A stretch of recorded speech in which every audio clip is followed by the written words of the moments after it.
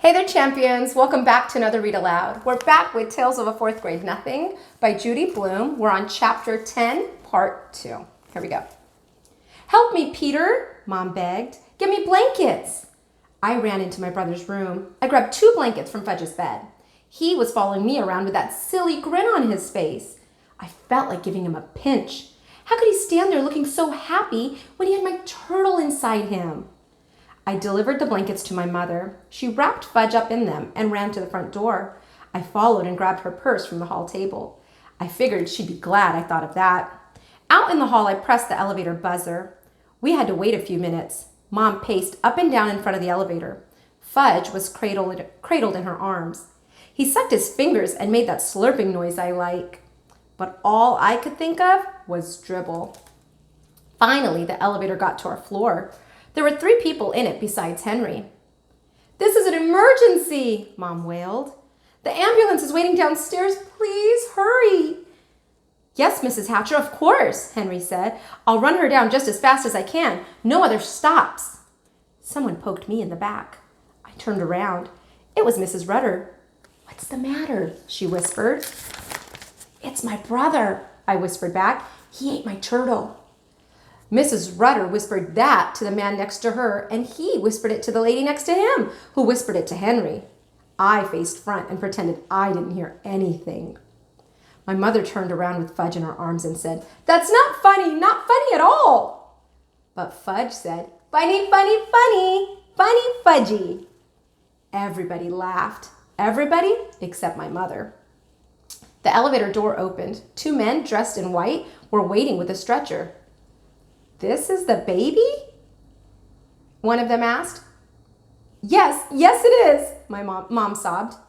"Don't worry, lady. We'll be to the hospital in no time."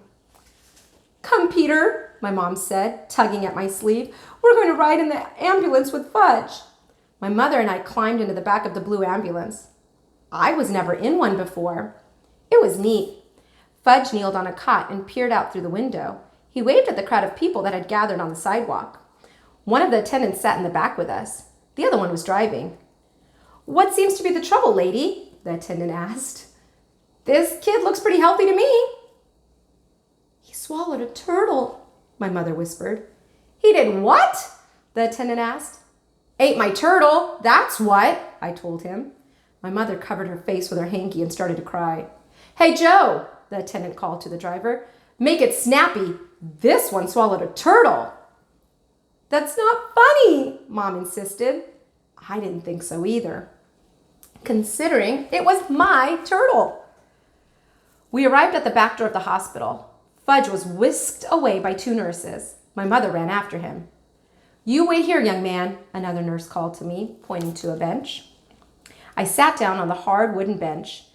I didn't have anything to do. There weren't any books or magazines spread out like when I go to Dr. Cohn's office. So I watched the clock and read all the signs on the walls. I found out I was in the emergency section of the hospital. After a while, the nurse came back. She gave me some paper and crayons. "Here you are. Be a good boy and draw some pictures. Your mother will be out soon." I wondered if she knew about dribble, and that's why she was trying to be nice to me. I didn't feel like drawing many pictures. I wondered what they were doing to Fudge in there. Maybe he wasn't such a bad little guy after all. I remembered that Jimmy Fargo's little cousin once swallowed the most valuable rock from Jimmy's collection. And my mother told me that when I was a little kid, I swallowed a quarter.